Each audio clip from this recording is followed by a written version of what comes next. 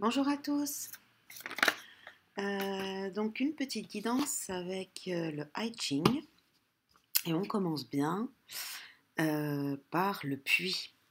Alors le puits, c'est ce personnage qui va puiser dans son intériorité, dans son être le plus profond, dans ses profondeurs, pour aller puiser l'eau de la source. Voilà. Alors pourquoi j'ai envie de faire avec le I Ching. Alors le I Ching, c'est un peu l'équivalent du tarot chinois pour moi, enfin oriental, pardon, chinois. Oui, le I Ching en l'occurrence il est chinois, mais je crois que celui-là il est japonais, je sais plus. Bon bref, en tout cas il est oriental. Et parce qu'en fait, alors le tarot, par contre, le I Ching, il a une dimension. Autant le tarot a une dimension très métaphysique. Donc on est déjà vraiment à des lectures, comment dire, de la vie qui sont extrêmement puissantes et intéressantes. Mais alors avec le I Ching, on a aussi une idée de... Enfin, c'est très spirituel. Voilà. Donc je sais que j'ai déjà fait quand même quelques vidéos de tirage avec le I Ching sur ma chaîne. Donc si vous voulez voir ce que d'autres choses... Enfin, ce que le I Ching peut donner comme j'ai pris les cartes blanches en mélangeant comme idée d'interprétation et de lecture. Voilà. Alors pareil, bon, le I Ching, il est un petit peu... Alors autant parfois, c'est assez, comme là, le puits, c'est assez facile à interpréter. Enfin, c'est facile à interpréter. Autant, parfois, il nous faut des... On peut, je fais des guidances intuitives, donc on peut. Mais parfois, il me faut le livre quand même pour un peu mieux... pour être bien sûr, et je sais que ça m'est arrivé parfois d'interpréter une carte totalement différemment de son sens. Et du coup, j'ai dû reprendre la vidéo parce que ça n'avait plus du tout le même sens. Alors, qu'est-ce qu'on va nous raconter là ?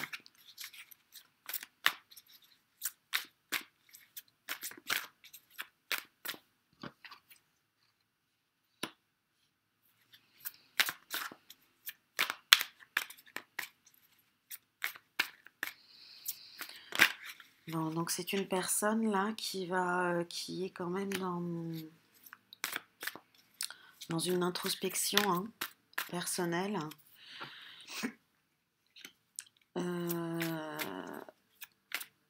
Il ou elle a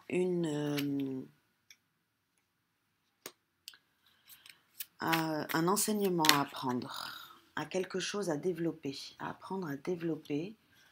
Je pense à soit une faculté, soit une qualité qu'il doit davantage,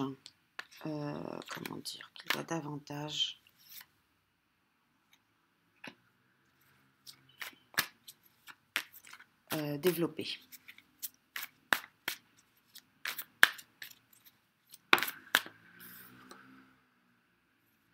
Ok, justement, pour s'envoler, quoi, pour devenir ce personnage léger, à la fois vers la terre et à la fois vers le ciel, qui lie les deux.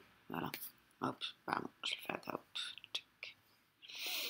Donc, voilà. Ok, je vais m'arrêter là. Et en plus, là, on nous parle donc de fin de cycle. Donc, je pense que là, on est sur une étape de vie. Voilà. Pour justement évoluer et changer, aller à une autre étape de vie. Prendre son envol, mais tout en étant bien ancré sur Terre. Alors, juste, je vais vérifier la signification de quelques cartes. Hop.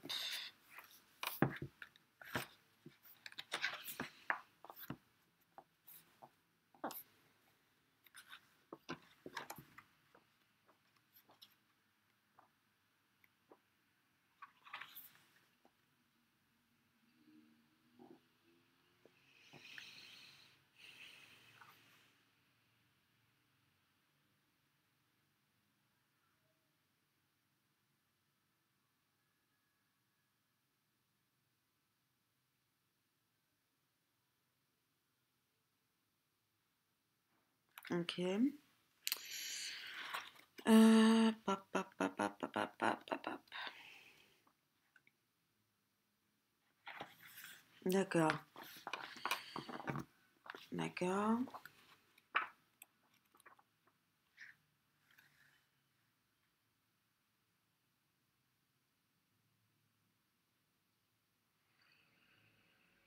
Vous allez rire, c'est exactement une situation que je suis en train de vivre.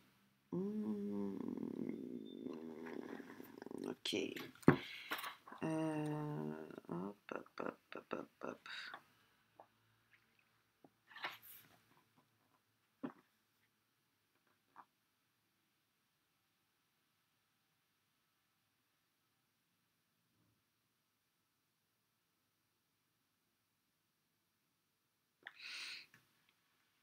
D'accord.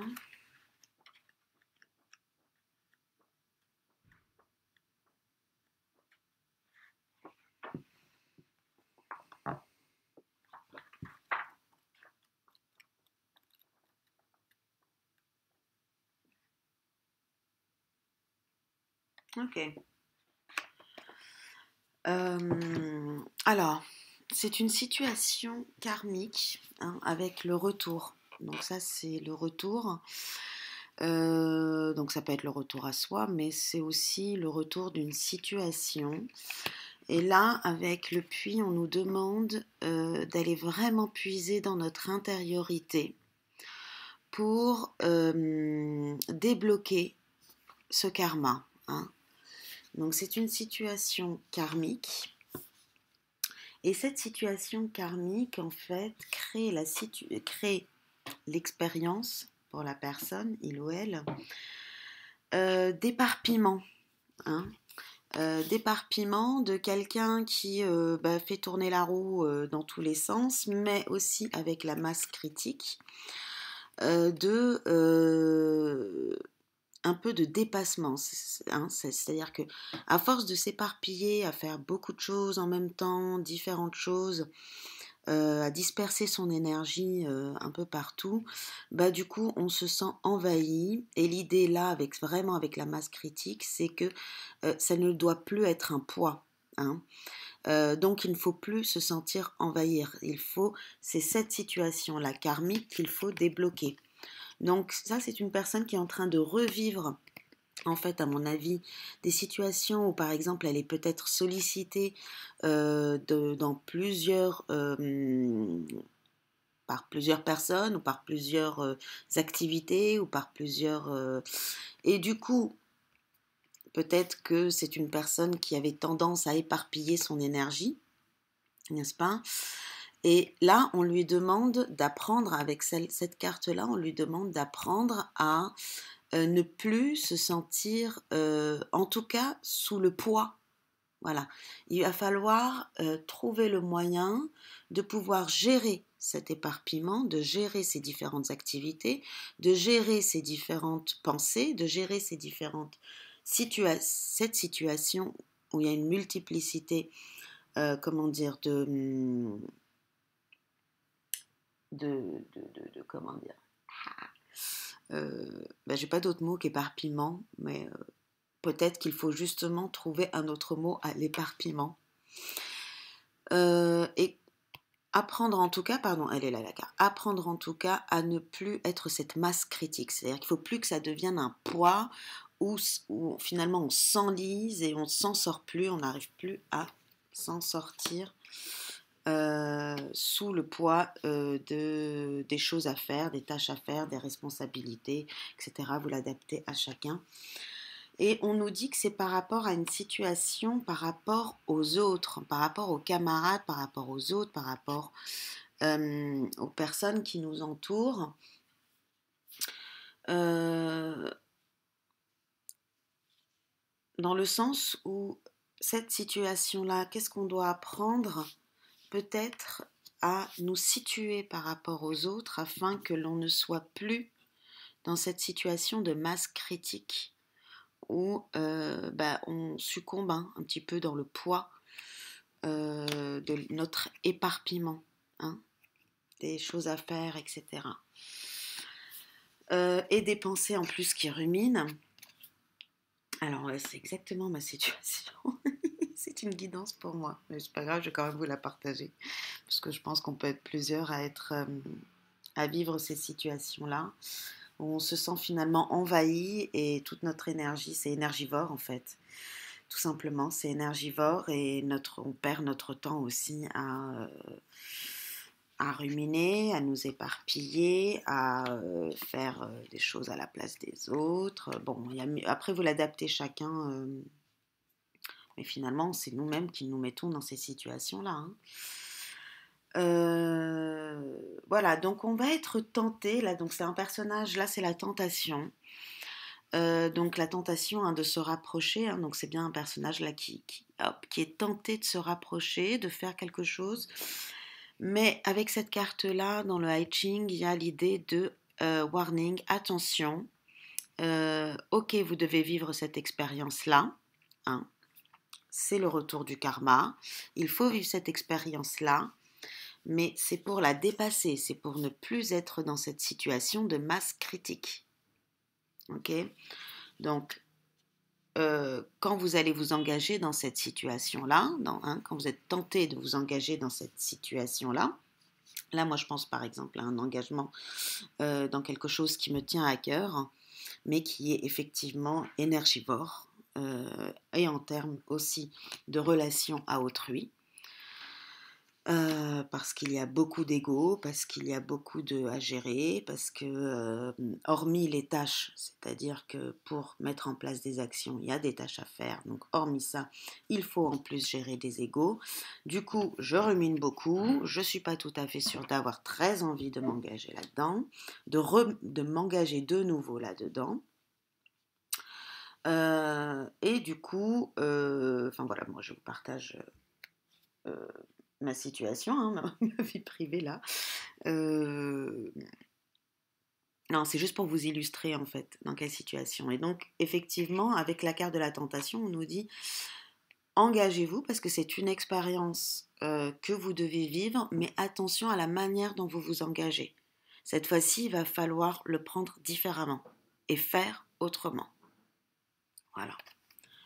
Je pense que c'est ça l'enseignement qu'on est en train de nous dire, pour justement, hein, prendre ce petit... pour moi, c'est un peu comme le mât, vous voyez, dans le tarot. C'est-à-dire, c'est ce personnage-là qui s'en va, quitte cette situation karmique, hein, cette situation d'éparpillement, de masse critique, quitte pour pouvoir retrouver son unicité, l'ancrer dans sa matière et s'élever, voilà, évoluer. Donc, voilà, je suis contente de vous avoir présenté le I Ching à travers une autre guidance parce que, en fait, le I Ching est très, très, très fort et très puissant et très intéressant, justement, typiquement par rapport à ce genre de situation. Quels sont les enseignements qu'on doit apprendre pour évoluer dans notre vie, pour avancer dans notre vie et prendre les choses différemment pour créer autre chose aussi dans notre vie. Donc voilà, il faut prendre son petit baluchon. On nous dit c'est ok pour vivre cette expérience, mais il faut la vivre autrement là, parce qu'il y a un warning avec cette carte. Hein, c'est la tentation, c'est très bien, mais attention. Attention à ne pas faire les mêmes erreurs, attention. Donc là, c'est une situation qui revient de nouveau, un karma qui revient de nouveau. On vous demande de puiser à l'intérieur de vous pour trouver les ressources, pour transformer cette expérience d'éparpillement énergivore, masse critique pesante, désagréable. On voit bien là, je pense que plus clair que ça, voilà, sur lequel on rumine, on se prend la tête et c'est pas agréable du tout, une expérience désagréable. On nous dit, allez-y, c'est le moment ou jamais de prendre son baluchon, de quitter cette situation-là, donc de quitter la manière comment on faisait avant face à cette situation-là, face à cette expérience-là, pour ne plus reproduire, afin de pouvoir trouver son unicité, sa vérité, son authenticité, l'ancrer dans la matière. La montagne, c'est vraiment cet élément naturel qui est bien ancré sur Terre, qui surgit de la Terre pour s'élever vers le ciel quand même. Et s'envoler, prendre son vol, donc s'élever. Voilà. Voilà, j'espère que cette vidéo vous a plu. Je vous remercie pour votre écoute et je vous dis à très bientôt. Au revoir.